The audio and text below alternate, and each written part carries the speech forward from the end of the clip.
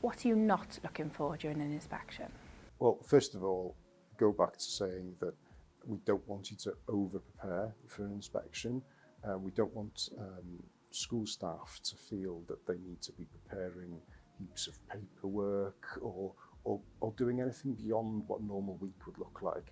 As I've said, we feel that schools should be ready already, so to continue doing what they would in any normal week when they don't have visitors come into the school.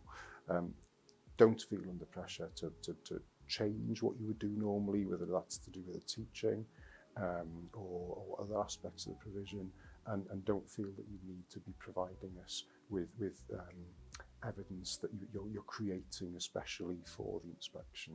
Everything that we look at evidence-wise, whether it's what we look at in people's books, or whether it's the lessons that we visit, or whether it is elements of documentation, the things that the school would have anyway.